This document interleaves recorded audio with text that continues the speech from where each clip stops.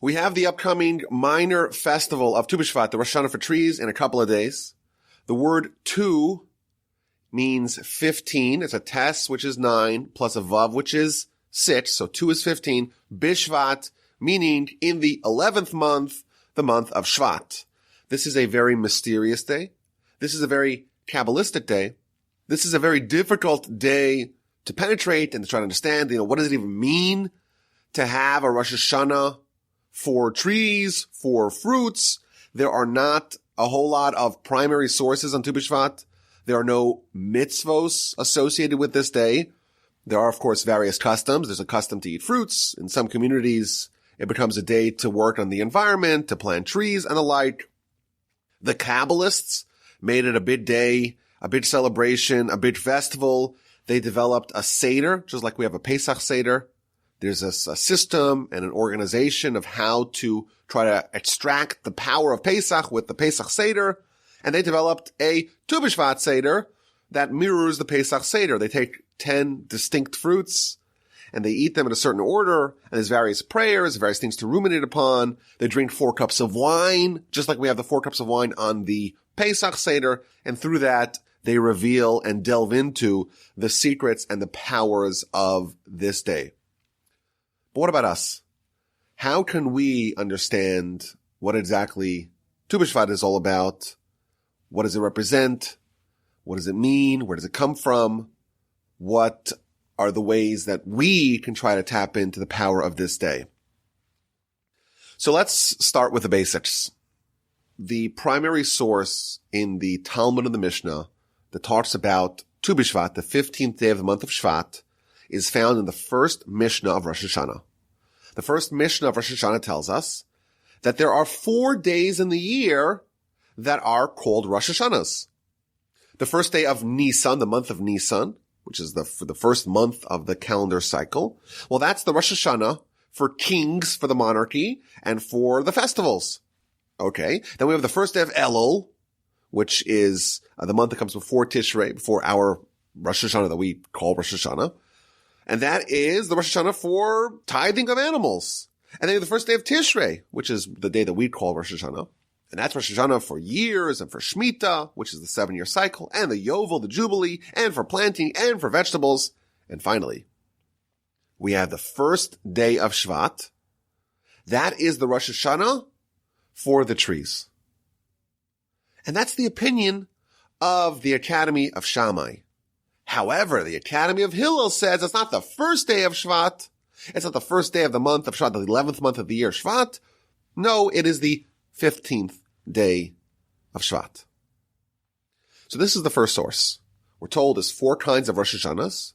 And the Rosh Hashanah, which is the Rosh Hashanah, the first of the year, the beginning of the year, the new year of the fruit, according to the opinion of Beis Shammai, it's the first day of the month of Shvat. And according to the opinion of Beis Hillel, it's the 15th day of Shvat. Of course, we always favor Beis Hillel, the Academy of Hillel, over the Academy of Shammai, and therefore we celebrate the Rosh Hashanah for the new fruits on the 15th day of Shvat, on Tu B'Shvat. What does this even mean on a very basic level? Why do we need to know which day is the cutoff, is the new year for fruits? So the Talmud tells us, and the commentaries all tell us, that there are various laws related to the agricultural laws, like tithing and the like, that relate to fruits and vegetables. If we're in Israel and we plant a tree, there's all kinds of laws that are associated with processing, tithing, giving 10% and the like, and various different tithes you have to give on various different years. And the first 3 years of a tree, those fruits are prohibited. So we have to know what is the cutoff point of fruit trees and other things that we plant. We can only tithe, says the Talmud, from fruits of a given year for fruits of a given year. So you have to know when's like the fiscal year of fruits. And therefore we have to know what's the cutoff. The fruits that develop before this point are associated with the previous years.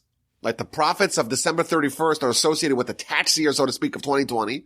And the profits of January 1st are associated with the next year's, the next fiscal year, so to speak. So when's the fiscal year for fruits? Either the first day of the month of Shevat according to Beis Shammai, or the 15th day of the month of Shevat according to Beis Hillel, the Academy of Hillel. This seems, of course, very technical and not very relevant to us. I imagine most of the people listening are not farmers, and even if you are, it's unlikely that you are planting trees in Israel. Maybe there are a couple. But why is it relevant to us? Like us regular people, what is our way to connect to this day? Or what's this day's power and influence that it can have on us? So we get a few more clues from the halachic literature and the Hasidic and Kabbalistic literature. So the first thing we're told is that this is a minor holiday, and therefore there are certain prayers of mourning and of lamentations that we don't do on Tu B'Shvat. And just like we don't do on regular festivals and Rosh Chodesh and Tu B'Av, the 15th day of the month of Av, we don't do it on Tu B'Shvat. And then we find a little bit more. There's a custom to eat fruits on this day. This is the Rosh Hashana, the new year for fruits. Okay, they've developed a custom to eat fruits. And then finally, we learn about a universal custom to pray. For what? To pray that the upcoming year's esrog or etrog crop produces beautiful fruits. In 8 months, exactly 8 months, from Tu B'Shvat, the 15th day of Shvat, is the 15th day of Tishrei. And of course, that's the first day of Sukkot. And at Sukkot, we have to take a fruit. That's a esrog, a citron. And we have to do the mitzvah of the 4 species. And now, it's the holiday, it's the Rosh Hashana, it's the new year for fruits. So what are we supposed to do? We're supposed to pray that the mitzvah that we do with the fruit, i.e. upcoming in 8 months, it should be a really nice fruit. We should get a really beautiful, flawless esrog on the upcoming Sukkot. What does this mean? Why am I praying now for the esrog to be used in 8 months from now on the festival of Sukkot? It's not exactly clear, just from the basic sources, what is significant about this day, what does it mean, and we're going to try today to go a little bit deeper and try to uncover the secret or the secrets of this day and see what it means for us. Now, I want to begin with a little bit of a disclaimer that the ideas that we're going to uncover, I think, are very powerful, but they're a little bit difficult to process. You know, sometimes I feel like when I speak, you can kind of listen with half an ear. Oh, and you kind of get the gist. You know, you kind of repeat yourself and you kind of get the idea. But this is a multi-layered, multi-pronged development of understanding what this day actually represents, because it's not immediately clear. There's no easy answer. We really have to drill really deep to find the answer. So the warning or the disclaimer is we're going to try to identify what this day is about, but there's a lot of maneuvering that we're going to do. Let's begin. So what is the essence of Tu B'Shvat? Now we know that we've been trained already that if you want to understand the essence of a certain day and the power that it has, you try to find the first version of that day. What was the original day? And then that day will reveal to you what the power of that day is. So for example, Rosh Hashana, the actual Rosh Hashana that we call Rosh Hashana, we blow the shofar, etc. When was the first Rosh Hashana? So we know that Rosh Hashana is the anniversary of the creation of Adam. That's day 6 of creation.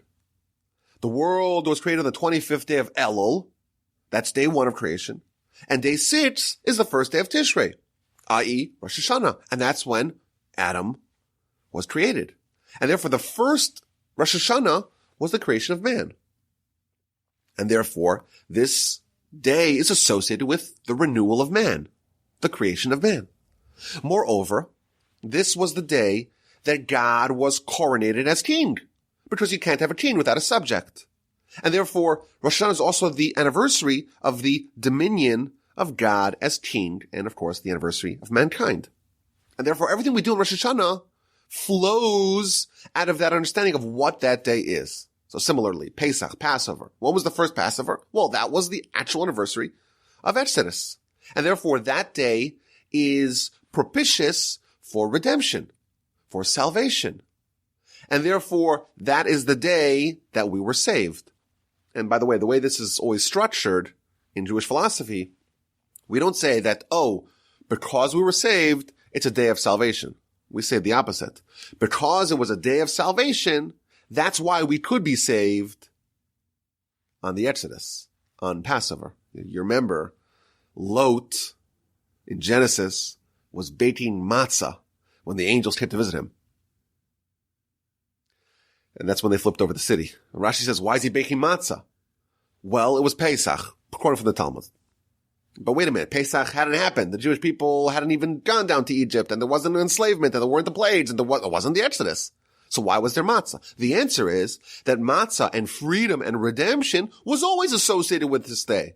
And that's why this is the day that we could be saved. And that's why this is the day that even in 2021 and 2028, we could still be saved on Pesach. It's a day of liberation, a day of redemption. Shavuos, that's the day that we got the Torah. We stood before the mountain, Mount Sinai. That was the day of revelation, the day of Torah. And therefore, we try to tap into that power with Torah. Yom Kippur, what was the first Yom Kippur? God forgave the Jewish people sin of the golden calf. Thus, that day is associated with forgiveness, even for the most egregious sins. So the first day that we see something significant happen on a particular festival, that reveals to us the inherent power of that day. And therefore, when we revisit that little juncture in the year, when we know what the day is all about, it guides us to understand how to take advantage of that day's opportunities. So when was the first Tu B'Shvat? It's not exactly an easy question to answer. There's no day in the Torah, for example, that we're told, it was the 15th day of the 11th month, i.e. Tu B'Shvat, and this happened. If we had that, we would say, okay, that story is going to reveal to us what's the power inherent in that day. So the Bnei Yissaschar, one of the great Hasidic books and masters, he presents a very deep and a multi-pronged calculation that reveals the first Tu B'Shvat. Now, it's very helpful, of course, if we have a little familiarity with the Jewish months, but we'll try to do it nonetheless. He says as follows. We said earlier, Rosh Hashana, the original Rosh Hashana, the actual day that we celebrate as Rosh Hashana, well, that is the day that Adam was created. That's day 6 of creation. The truth is, the Talmud in the book of Rosh Hashana, page 10b, going into 11a, tells us that it's a dispute. When was the world created? Was it created in Tishrei? Was Adam created in the first day of Tishrei? Or was Adam created in the month of Nisan, the month that we celebrate, of course, Pesach? Of course, we assume that the world's created in Rosh Hashanah, i.e. on Tishrei. Comes along Rabbi Yehoshua in the Talmud and says, no, the world was created in Tishrei. The world was created in Nisan. And again, if we understand the dispute, they're not talking about day 1 of creation. They're talking about day 6 of creation, i.e. the creation of Adam. According to one opinion, Adam was created on the first day of Tishrei. And therefore, the world, day 1 of creation, was the 25th day of Elul, 6 days beforehand. And according to the second opinion, Adam was created on day 1 of Nisan, and therefore, day 1 of creation was the 25th day of Adar, the month that comes before Nisan. Here's where it gets interesting. We have two opinions when the world was created. Was created 25th day of Elul, day 1, and day 6 is first day of Tishrei. Or was created day 1, first 25th day of Adar, and day 6 of creation is the first day of Nisan. That's the dispute according to the Talmud. Come along the Kabbalists, and they tell us, actually, this really isn't a dispute. Both opinions are correct. Because the world was created not once, it was created twice. More specifically, the world's created on 2 different dimensions. And if you look at Rashi, if you study Rashi, the very first beginning of Genesis, Rashi tells us that the Almighty b'machshava, i.e. in thought, the Almighty intended to create the world with judgment. And then he saw that the world cannot endure with strict judgment. So he came and he added kindness. Now, of course, this is a difficult thing to process theologically. What does it mean? The Almighty thought, and then he changed his mind. What the commentaries explain is that the Almighty created the world twice. One in a machshava, i.e. thought dimension. And that was a creation of total judgment. And they might create the world second time, not just with judgment, but also with mercy, also with kindness associated with it. And these two dimensions of creation, that is the two opinions, so to speak, of when the world is created. So let's break this down. Judgment. When are we judged? We're judged on Rosh Hashana, i.e. the first day of Tishrei. The creation of the world b'machshava, i.e. in thought, when it was theoretically, so to speak, in the mind of God, whatever that means, it was created with the attribute of strict judgment. That was when it was created b'machshava, in thought, in Tishrei. The first day of creation, in thought, with judgment, was the 25th day of Elul.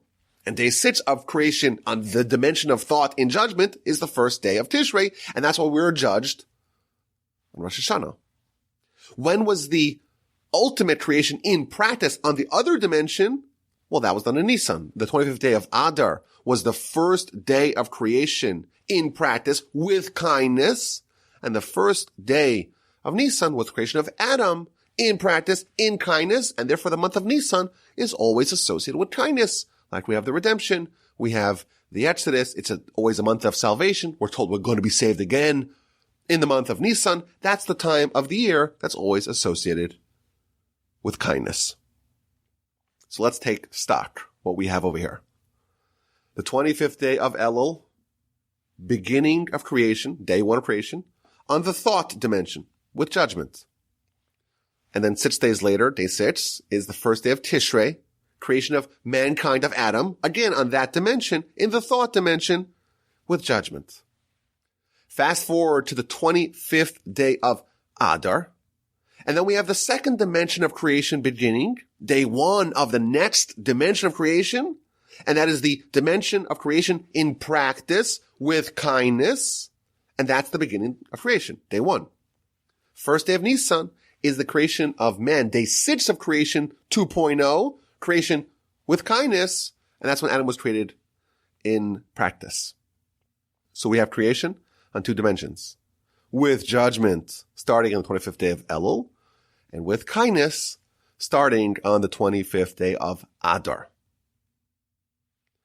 There's one more critical piece that we need to see how Tu B'Shvat fits into this. The Talmud tells us that 40 days prior to a child's conception, there is a prophetic voice, a bas kol, that declares who will be the future mate of this child. What this Talmud reveals is that before the initiation, so to speak, of a thing, like a child, the prophecy already exists foretelling the future actualization, i.e. who will be that child's partner, even before conception, 40 days prior, we have that prophetic announcement. Revealed to us, the Kabbalists, this applies not only to humans, but to everything. Everything that is created 40 days prior, that's when you already have the prophetic murmuring, shall we say, the prophetic voice, the bas kol, the clairvoyant future foreknowledge is already set in motion, is already set into place of what is going to be the future actualization of that thing. When was the beginning of the world being created? In practice, with kindness. So of course we said it's the 25th day of Adar. And then day 6 of creation of the world in kindness, when Adam is created in practice in kindness. That's on the first day of Nisan. So the beginning of creation with kindness is the 25th day of Adar. And we're told that 40 days prior to that, there is already the murmurings, the prophetic murmurings of that, the future, so to speak, of the thing that's being created. So let's do some math over here.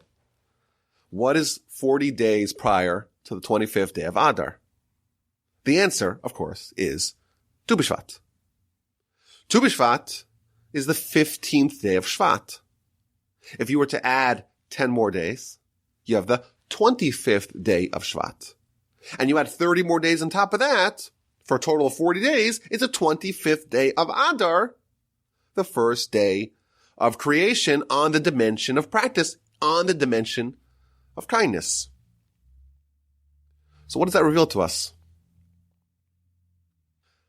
Tu B'Shvat, the first Tu B'Shvat, was the day when there was a prophetic foretelling of a creation of the world in kindness. What is the first indication of kindness? Of course, we have the world being created with judgment on that dimension. And there's just judgment. And then the Almighty says, you know what? I'm going to create the world on a different dimension with kindness. The first, earliest indication of kindness is 40 days before the actual creation. It's on Tu B'Shvat. And by the way, as a quick aside, what's 40 days before the 25th day of Elul? That's another day that we call Tu, i.e. Tu B'Av. But that, of course, is a separate day. This masterful, multi-pronged calculation reveals to us the essence of this day. This day, Tu B'Shvat, is special because it is the beginning of kindness being expressed. So what does that mean? Let's get to kind of stage 2 of this idea. What does it mean that Tu B'Shvat is the first expression of kindness? This brings us to our second point. And again, like the first point, it is slightly subtle.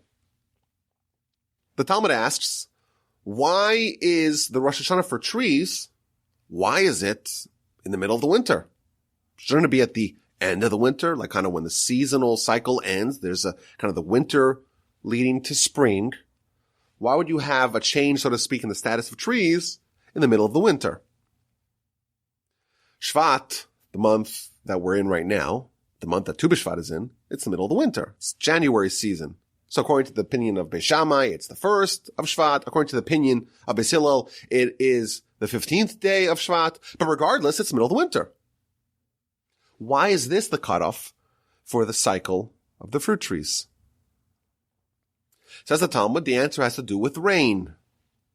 At this point in the calendar, says the Talmud, the majority of the rain cycle has already been done. Either the 1st or the 15th. And once the rain is finished, the rain is the inputs, so to speak, for the tree's output. And once the inputs are done, the outputs, i.e. the sprouting, the budding of the fruits, begins. That's what the Talmud says. This is the beginning of the budding, of the flowering of the trees. It's not done yet. You can't eat a fruit yet. But you have a little nub, a little stub, a little beginning, a hint of a beginning for the future fruit to come. Here's another important point.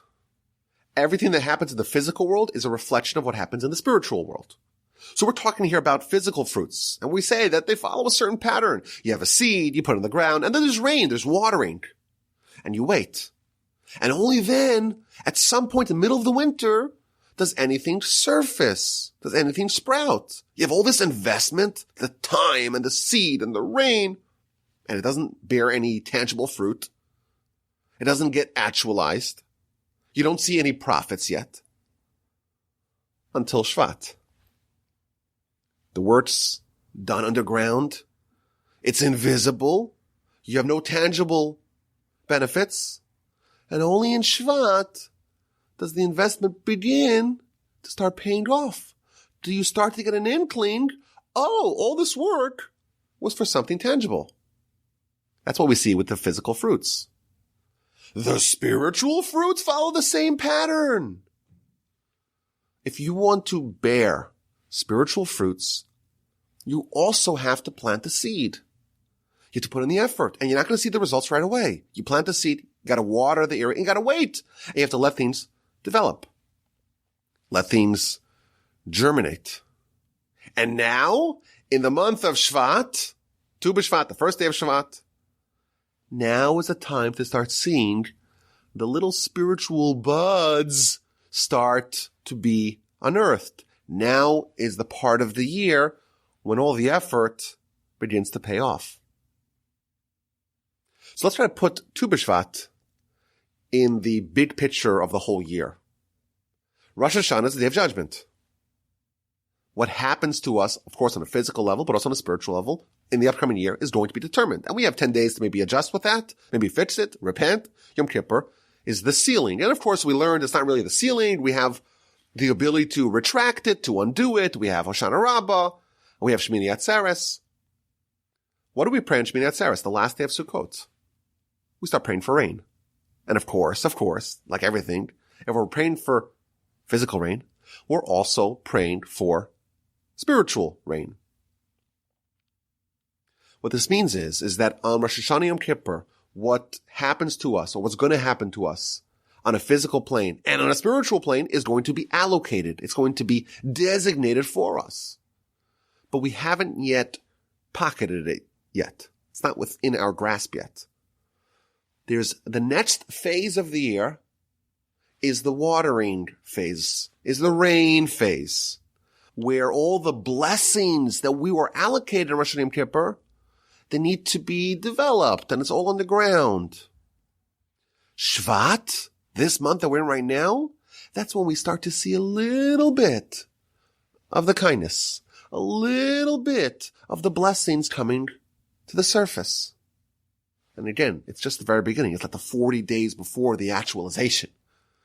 But now there's a shift. And what happens then? This shift intensifies and the kindness increases.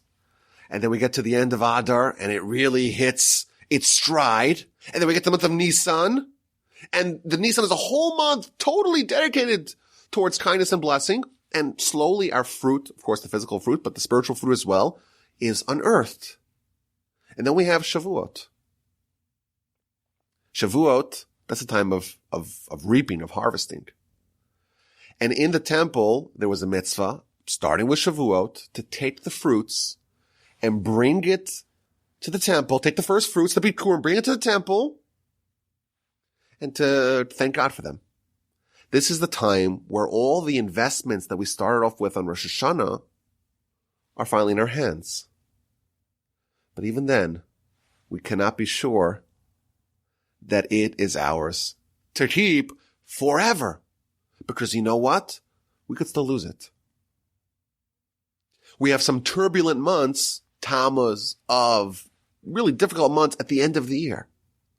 And only once we initiate the following year, and we still are holding those fruits, and we take our proverbial esrog, the fruit that was planted last year, and we take it on Sukkot, and we shake it, we do a mitzvah with it, only then can we be guaranteed that our efforts paid off.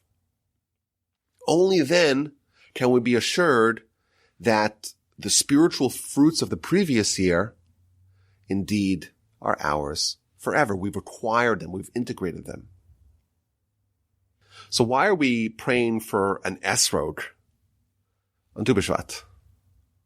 Again, on a simple level, well, now's the time for trees. Let's think about trees. What mitzvah we could do with fruits. That's, of course, the simple level. But kind of understanding the spiritual nature of this day. This is the beginning of the flowering both of physical fruits and of spiritual fruits. And we want to make sure already at the very beginning that the end, so to speak, is secure. The beginning of the budding of our spiritual fruits is a time for us to think about the ultimate destination and pray and hope that indeed we are able to actualize it. Let's take this idea a little bit further. The month of Shevat appears once in the Torah. In the 3rd verse of Deuteronomy, it tells us, it was on the 40th year of the Exodus, on the 11th month. Nisan, Iyar, Sivan, Tammuz, Av, Elul, Tishrei, Cheshvan, Kislev, Teves, Shvat, the 11th month. Adar is the last month, the 12th month. And then it starts again. It was on the 40th year, on the 11th month, on the first day of the month, and that's when Moshe started giving the Jewish people the Mishnah Torah, the Deuteronomy, the repetition of Torah. And what happened? So we read, Be'ever HaYarden, on the other side of the Jordan, Be'eretz Moav, in the land of Moab, Ho'il Moshe. Moshe started Be'er es HaTorah Hazos, to explain this Torah. The book of Deuteronomy, where Moshe is explaining to us the Torah, that is kick-started in the month of Shevat, on the first day of the month. And what does Moshe do? He explains to us the Torah. Says Rashi, what does that mean? He reveals the Torah to us in 70 languages. What this means is that the Torah, of course, existed in the spiritual realm, the spiritual dimension. And on that level, it's totally incomprehensible to us. We're not angels. We can't study the Torah of the heavens. But what did Moshe do? Moshe took the heavenly Torah and was able to filter it and translate it to us in 70 languages, meaning that every human, no matter what language they come from, they're able to process and understand and integrate and absorb the lessons of Torah. So, of course, Moshe taught Torah prior, but it was hidden. It was obscure. It was still captured in the spiritual world of the heavens. We call that the written Torah. For us, for simple people here, it was still hidden. And on the first day of Shvat, in the season where things sprout and surface, that is when the Torah was translated into 70 languages, i.e. into our frames of reference. That's when it started clicking, so to speak, for us. That's when it started to make sense to us. And it started on the first day of Shvat. So comes along the Academy of Shammai, and they say, wait a minute. When are all the things that were latent, potentially, so to speak, inherent within us, but not revealed? When did that actually get started? It was the first day of Shvat. Look at Deuteronomy. The first day of Shvat, Moshe started to explain the Torah to us in 70 languages. The things that were potential became actualized. And by the way, have you ever heard the term Ha'adam Eitz HaSadeh? Man is like a tree of the field. The commentaries explain to us. We're like a tree, but an upside-down tree. A physical tree has its roots in the ground. And then the trees and the branches come out above the ground. We have our roots in the heaven. We're like a tree suspended upside down. Our roots, our essence, so to speak, is rooted in the heavens. Our roots really know Torah. But, so to speak, our revealed part is here in this world, the upside-down tree. And when did the, so to speak, flowering buds of Torah begin to surface in this world in 70 languages in a way that we can understand? Say Beis Shammai, say the Academy of Shammai. Well, when did Moshe start explaining the Torah?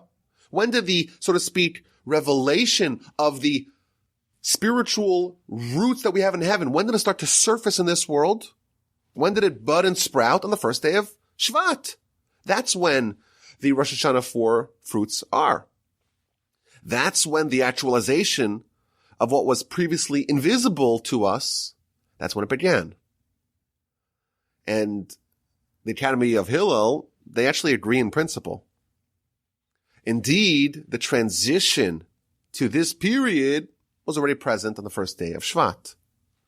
But it was faint. Moshe started to explain the Torah. Beis Shammai, the Academy of Shammai, we're told in the Talmud, they were more spiritually sharper than the Academy of Hillel. They had more spiritual sensitivity. And therefore, on the first day of Shevat, they could already sense how the flowering, so to speak, the revelation of the fruits of Torah were already present day one of Shevat. But the halacha follows the Academy of Hillel. The common folk, they didn't pick up on this, so to speak, kindness, this revelation, until the 15th day of Shevat. And therefore, they revealed to us that the more appreciable change happened halfway through the month of Shvat, i.e. on Tu B'Shvat. Now, if you have a precise reading of the Mishnah that we started with, the Mishnah indicates that there's actually not a fundamental disagreement between the Academy of Shammai and the Academy of Hillel. Why? How does it start? The first day of Shvat is Rosh Hashana for trees. Kedivrei Beis Shammai, like the words of Beis Shammai. However, Beis Hillel says, the Academy of Hillel says, no, it's the 15th day. Normally, when there's a dispute, it says, well, what's the halacha? They say X, they say Y. Or, these are the words of Shammai, and the Hillel disagrees. This is the only place, to my knowledge, in all of Talmud, where a disagreement presented between the Academy of Shammai and the Academy of Hillel is presented in this fashion. Like the opinion of Beis Shammai, it's X, and like the opinion of Hillel, it's Y. Meaning it's true for both of them, but you have to be really spiritually sensitive, like the Academy of Shammai, to pick up on this change in what's happening in the spiritual world on the first day of Shvat. According to the Academy of Hillel, you have to wait till it really begins to express itself, when it really begins to sprout and flourish, and that's on the 15th day of Shvat. So what's the bottom line? I feel like we have a sense of what this day is really about. Tu B'Shvat is the transition and the fruit. Everything that happened, the water, all the things that happen underneath the ground to facilitate the growth, it was all previously invisible to us. It was all within. It was all maybe in theory. It was like a seed. And then at this point in time, that's when there's a transition. It starts to express itself outside. It becomes visible. In practice, there's a little bit of a fruit, a nub, if you will, that begins to surface.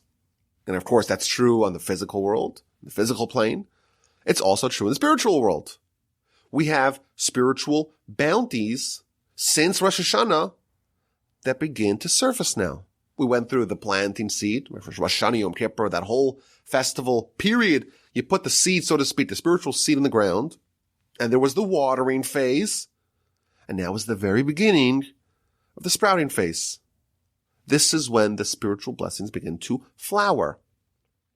And this is what it means, that this is the first expression of kindness. Kindness is not when something is good, but when something can be appreciably good. When something can be witnessed and testified to as being good. When the Almighty created the world with judgment, it was also good. But it was good that we couldn't really recognize as good. Kindness is when even we can sense that it's good. We sense in Shvat that the blessings begin to surface and to sprout. And this is, of course, 40 days before the kindness really begins in earnest. Of course, the full-blown version of this kindness does not happen till Nisan, but already begins in Shvat. So, for example, in the month of Nisan, the Exodus happened. Passover happens. That's when the Exodus happened. But what preceded the Exodus? It was preceded by 10 plagues. Well, when did the plagues begin? You guessed it. The plagues began in Shvat. The very beginning of the Exodus, the very beginning of the kindness was in Shvat. This is the month when the transition happens. When you see nothing and you start to see the faint outline of the revelation and of the kindness. The blessings that were subterranean, hard for us to appreciate, they start to bubble to the surface. And we can start to perceive a little bit of the kindness. Of course, it doesn't reach a climax until Nisan, and only on Shavuos do we reap it, and only if we go through the tough months of Tammuz and Av can we be assured that we can take our spiritual fruit and bring it into the next year. So what do we do on this day? In the beginning of kindness, we pray for the end. We pray for the esrog. Of course, on one level, it means the physical fruit, but on a deeper level, it refers to the spiritual fruit of this year. The spiritual gifts that we were allocated on Rosh Hashanah Yom Kippur are now beginning to sprout. And next year we will know if we acquire them forever. It's time to pray now for the esrog. When Abraham enters the land of Canaan, the very first thing that he does, this is in Genesis chapter 12, verse 6. Abraham traverses the land until Shechem. And he goes from there to Elon Moreh. Says Rashi, what's he doing there? First thing, again, the very first thing that he does after he enters, he goes to Shechem, says Rashi, to pray for the sons of Jacob. They're going to have a very eventful encounter in Shechem. Abraham comes to pray for them. Oh, and why does he go to Elon Moreh? He goes there to kind of set the stage for what's going to happen to the nation after they enter the land with Joshua. They're going to go half of them onto Mount Gerizim, half of them onto Mount Abel, blessings and curses. Abraham's going to lay the spiritual groundwork for that. The first two things that Abraham does once in Canaan, at the very beginning of his tenure as, so to speak, the forebearer of the chosen people, is to pray for his grandchildren. Again, he doesn't even have any children yet. And he's already praying for his grandchildren. And he's already thinking about the nation. He's already thinking about what's going to be the nation is already comprised of millions of people, and they've gone through hundreds of years of servitude, enslavement in Egypt, and they're going to have Moses and have Revelation and have Sinai, have 40 years in the wilderness, cross over the Jordan with Joshua, and really establish the enduring settlement of the land of Canaan. I'm starting settlement of the land of Canaan now as an individual. Just Abraham. What do I want to do? I want to set the groundwork for the full-blown implementation and actualization of the settlement of Canaan. What does Abraham do when he has a little nub, shall we say, of the fruit, so to speak, of the land of Canaan? He prays for the esrog. He prays for the time where that little nub has been totally actualized, and he's praying at the very beginning to hope and beseech God that the end is indeed done on secure footing. Tu B'Shvat is when the sprouting starts. It's a nub, it's a bud. It's the first sign of life. And what do we think about? What are we praying for? The esrog, when the nub matures into a full fruit and is being used for its ultimate purpose. At the very beginning, we are already thinking about the ultimate conclusion. Moreover, the beginning determines the end. It's a very interesting teaching in the Talmud. That's such a mind-blowing story. And there's so many interesting points about it, so I'll just go through it quickly because it really reinforces this idea. This is from the Talmud Bava Metzia on page 85b. So just the setting is just kind of really mind-blowing. It's telling us that Reish Lakish, one of the sages of the Talmud, he was demarcating burial sites. He was able, via his powers, his Kabbalistic powers, to be able to sense where a certain sage was buried. Obviously, they didn't dig him up. They didn't exhume the bodies. He was able to just sense there was more spirituality. Well, there's always more spirituality when there is the body, the deceased body of a righteous person. So he was able to walk around and say, oh, I sense that a great sage is over here, and I sense that a great sage is over there. And that's what he was doing. And he was trying to find the cave in which Rav Chia was buried. And he couldn't find the cave. And he starts praying. He says, wait a minute. I didn't study Torah like Rav Chia. Why is he so elusive? Why can't I sense where his presence is felt? So the heavenly response came back to him. You did study Torah like Rav Chia. But you know what you didn't do? You didn't teach Torah like Rav Chia. You didn't disseminate the Torah like Rav Chia. And therefore, he's so above you, you can never figure out where he's buried. what was so special about the teaching of the Torah of Rav Chia?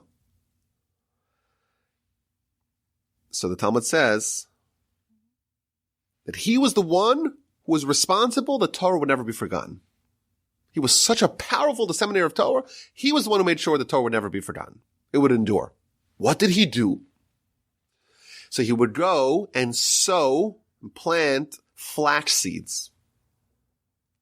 And he would take the flax seed and spin them into nets. And he would take those nets and trap deer. And he would slaughter the deer. And he would take the meat. Of course, deer is kosher. He takes the meat and gives it to poor people. And then he takes the hide. And he prepares the hide to be used as writing Torah scrolls. And he personally writes Torah scrolls. And then he goes to a city and he teaches 5 students. Each one of them, he teaches them one book of the Torah. 5 books of the Torah, Genesis all the way through Deuteronomy. Each one of the 5 students teaches them one. And then he finds 6 other students, says, I'm going to teach each one of you one of the 6 orders of Mishnah. And then he says, you know what? I'm going to go to a different city, but each one of you is responsible to make sure that everyone else knows your portion. So if you were taught Leviticus, you have to teach everyone in this cohort Leviticus. If you were taught a certain order of Mishnah, you got to teach it to everyone. You guys teach each other till I come back. And he went from city to city following this process until Torah was restored to the Jewish people. The commentaries explain is what Rav Chia was doing. He was the master disseminator of Torah because he's always focusing on the end at the very beginning. The earliest preparation was done under his auspices with total holiness. He could have just went and bought Torah scrolls. But no, he wrote them himself. He could have bought hides to write the Torah scrolls. But no, he trapped the animals and slaughtered it himself. He didn't even buy the nets to trap the deer to use their hides. He said, I'm going to plant it all myself. Essentially, he made sure, or what this story teaches is that the earliest beginnings, that's the time to make sure that everything is set, so to speak, on the right course. It's like a spaceship, a rocket ship. You want to make sure at the very beginning you're perfectly aligned where you need to go, because if you're a half an inch off, it could be hundreds of millions of miles away from your ultimate destination. There's a modern example of this. Reb Chaim Volozhiner, who founded the first modern yeshiva in the early 19th century, the legend is told that he cried bitter tears of prayer at the ceremony of laying the cornerstone for the yeshiva. He said a yeshiva can only be built if the earliest beginning of the process is done with prayer and dedication and with noble intentions. Let's translate this idea to Tu B'Shvat. What determines what kind of ultimate outcome we will get? What determines what kind of proverbial esrog we will reap? Of course, the very, very, very beginning. And that, of course, is Tu B'Shvat. It's like a seed. Every seed is different. But whatever's in the seed determines what will be manifested in the resultant tree. You want to make sure that the seed is healthy and robust and everything's done properly. And Tu B'Shvat is the seed, if you will, of the next phase of the sprouting of the blessings of the fruit. It's the first step in the actualization of the fruit of the esrog, of the spiritual qualities that we hope to take into the next year. What's going to last from this year? What's going to endure from this year? That question, that process starts on Tu B'Shvat. Tu B'Shvat is the proverbial laying of the cornerstone of the actualization of what we've earned this year. And therefore, it's really imperative to start off on the right foot. So what do we do? What do we focus on to make sure that we begin to see the fruits of our labor and that we acquire the spiritual takeaways that endure, that we earn the proverbial esrogs that last until next year? So what are the customs of Tu B'Shvat? So we eat fruits, maybe we plant some trees. How does that influence us spiritually? How does that get us in the right mode to begin this phase of the year? So like we said, Adam eitz hasadeh. Man is like a tree of the field. This principle, of course, contains all kinds of wisdom. We're a tree, but we're an upside-down tree. Our roots are in heaven. And the things that surface are here, but sometimes we forget where our roots are. And we kind of dissociate ourselves from heaven, and then the tree dies. So the first thing we have to think about, maybe it's something we have to think about every day, is to remember that we have a soul. And that's our spiritual roots. And that soul, so to speak, is still rooted in heaven. And if we get, so to speak, the budding of our spiritual fruit kind of kick-started on that note, we're in good shape for this upcoming season to make sure we reap the proper S-road, so to speak, at year's end. There's another very powerful thing to ruminate upon on Tu B'Shvat. This whole agricultural process really embodies the challenge and the struggle of our lives. You have a seed. That gives you options. It gives you a choice. What's the choice? Well, you could take the seed and you could eat it. You could enjoy it. And then you lose it. Or you could take the seed and plant it and invest it. And you have to have some patience to work with it. And that hopefully creates fruits. And the fruits themselves contain seeds. And that could create more fruits. And so on. With one seed, you could have a little moment of pleasure, or you could have billions exponential growth of future trees. You have the choice of consuming the potential, the opportunity here and now and losing it forever, or you can invest it in a pattern of endless and eternal, never-ending exponential growth. You could squander it, or you could invest it.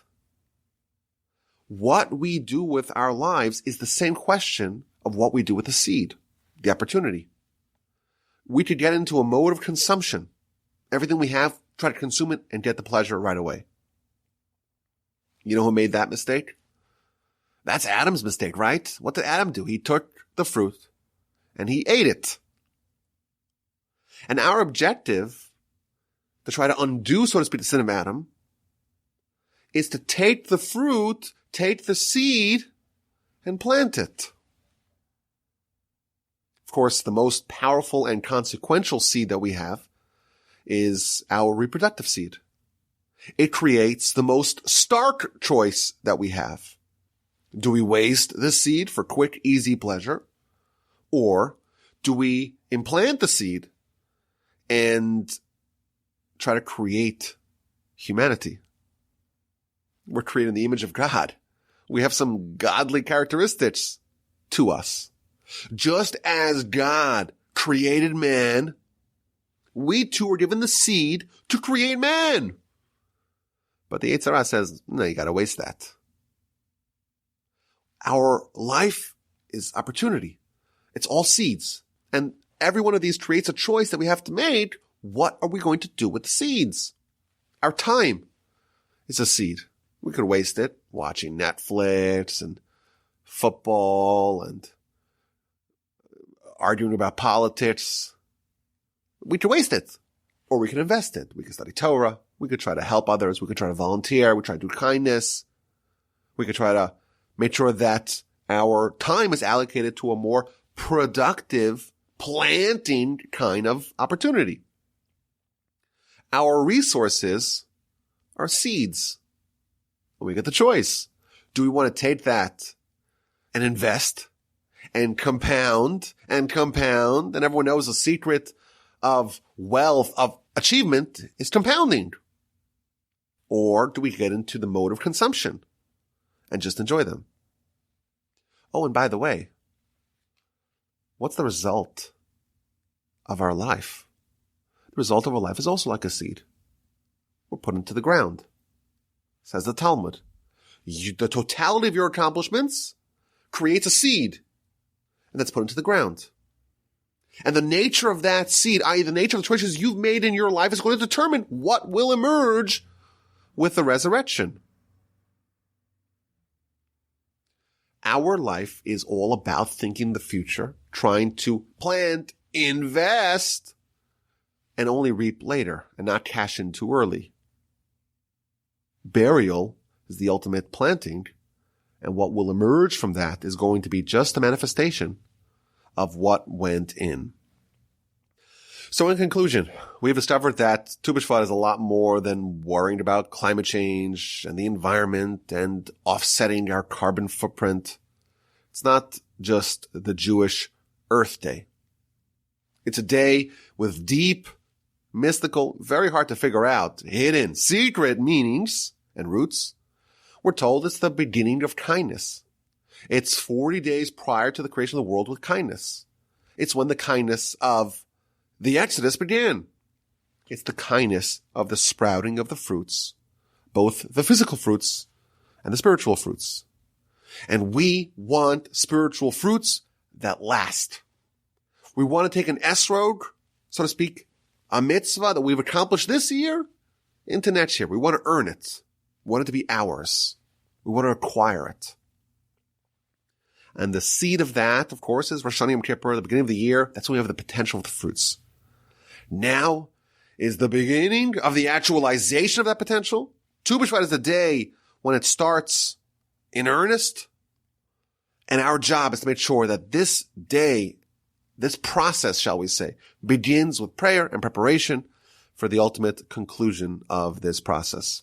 It's a day that we remember the process of spiritual flourishing is akin to that of a tree.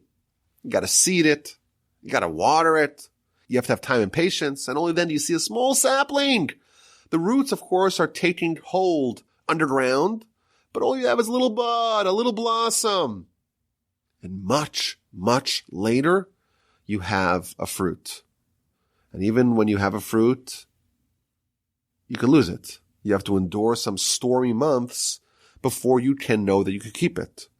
And we hope that indeed we begin this process of reaping the fruits on Tu B'Shvat, and we hope that we can kickstart the season of kindness with prayer for the esrog, for the spiritual fruits to endure, and we emerge from this time with a keen understanding of who we are, of what we're here for, and a deep recognition that life is a seed.